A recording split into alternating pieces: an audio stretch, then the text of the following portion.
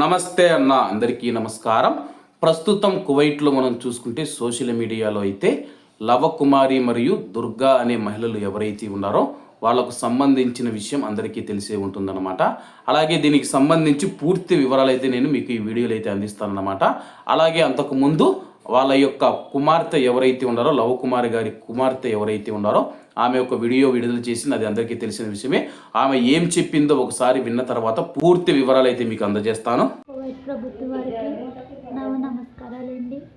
మరి మా అమ్మగారు కాలిపల్లి లవకుమారి గారండి కువైట్ దేశంలో పనిచేస్తూ చనిపోయారండి. మరి మా అమ్మగారిని క్షేమంగా మా అమ్మగారి బాడీని మాకు అప్పగించారు, ఆఖరి చూపు మాకు అందించారండి.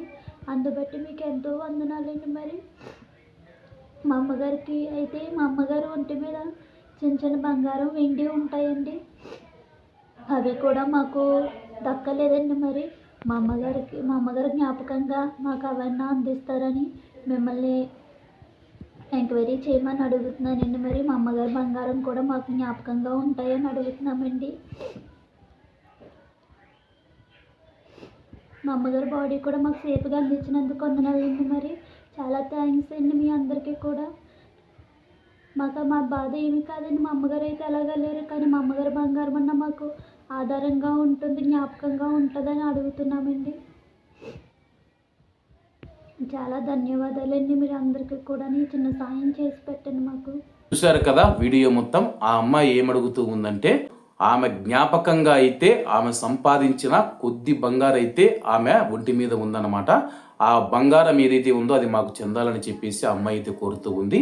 అలాగే ఇక్కడ ముఖ్యమైన విషయం ఏంటంటే, కానీ పొట్ట చేత పట్టుకుని దేశానికి వస్తే ప్రతి ఒక్కరూ మనం చూసుకుంటే కువైట్కు వచ్చిన వాళ్ళలో ప్రతి ఒక్కరూ ఎవరో ఒకరి చేతిలో మోసపోతూ ఉన్నారన్న.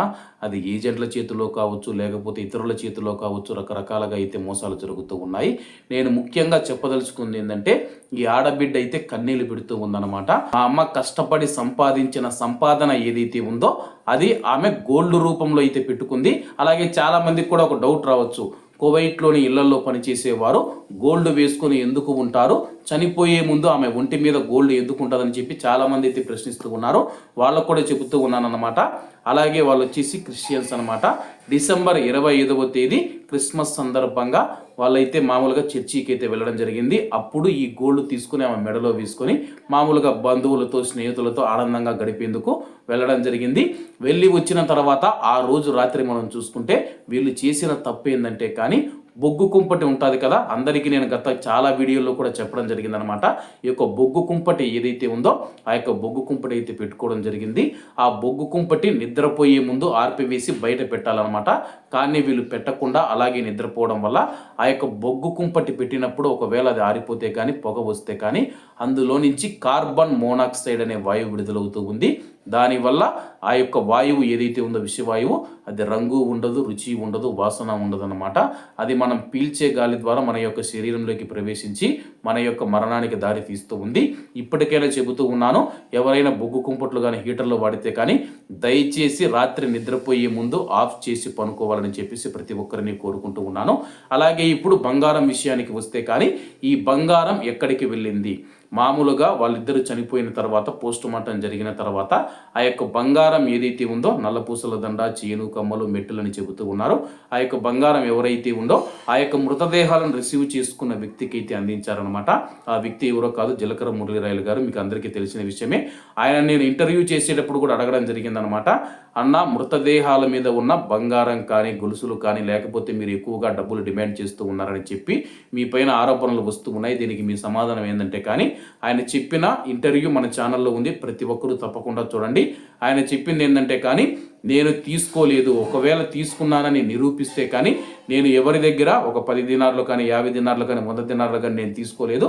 తీసుకున్నట్లు నిరూపిస్తే కానీ నేను అందరికీ నాకు ముక్కు నేలకు రాసేసి కువైట్ దేశాన్ని వదిలి వెళ్తారని చెప్పి ఆయన సవాలు విసిరిన విషయం కూడా అందరికీ తెలిసిందే.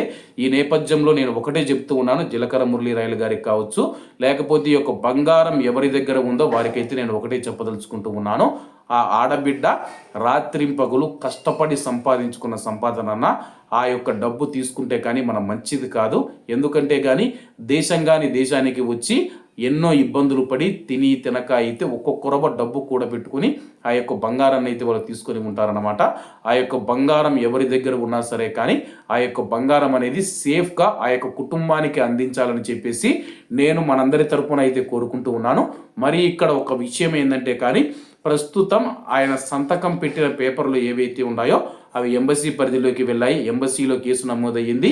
ఎంబసీ వచ్చేసి ఇప్పుడు ప్రస్తుతం విచారణ చేపడుతూ ఉందని చెప్పేసి మనకైతే సమాచారం అందిందనమాట. మరి ఎంబసీ ఏ విధంగా విచారణ చేస్తుంది? ప్రస్తుతం జీలకర్ర మురళీరాయలు గారు ఇండియాలో ఉన్నారు.